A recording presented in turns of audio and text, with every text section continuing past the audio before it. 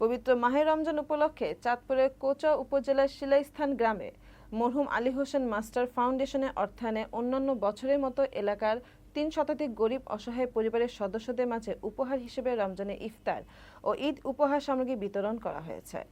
শনিবার দুপুরে শিলাইস্থান গ্রামের পশ্চিমপাড়া খানবাড়িতে ফাউন্ডেশনের প্রতিষ্ঠাতা সদস্য, আমেরিকা প্রবাসী ও বিশিষ্ট সমাজসেবক মোহাম্মদ আবুল ফয়েজ খান লিটন এই উপহার সামগ্রী বিতরণ কার্যক্রম শুভ উদ্বোধন করেন।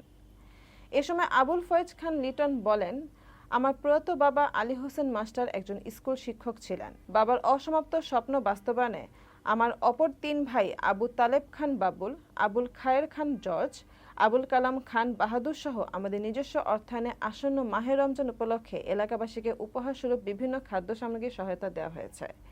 আশা করি এই ধারাবাহিকতা ভবিষ্যতে অব্যাহত থাকবে।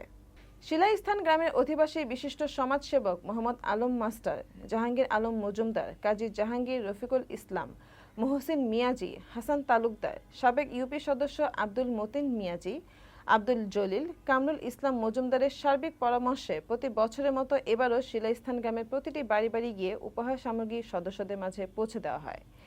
এদিকে উপহার সামগ্রী পেয়ে খুবই খুশি এলাকায় ৩ শতাধিক পরিবার। আমাদের আর্থিক অবস্থা তেমন একটা খুব ভালো ছিল না। আমার বাবা সাধারণত একজন প্রাইমারি স্কুলের টিচার হয়ে আমাদেরকে 4 ভাই 4 বোন এদেরকে প্রতিষ্ঠিত করে গেছে। ওনার জীবনে কিছু করতে পারে নাই, বা অনেক কিছু করছে, পারে নাই মানে এটা ভুল, আমার অনেক কিছু করে গেছে। এখন আমরা তার বাকি কাজগুলি আমরা সমাধান করার চেষ্টা করব। আমাদের সেজন্য আমাদের জন্য দোয়া করবেন। নেক হায়াত যেন দান করে এই দেশের মানুষের জন্য যেন উপকার করতে পারি, সেটি আমার একান্ত কাম্য।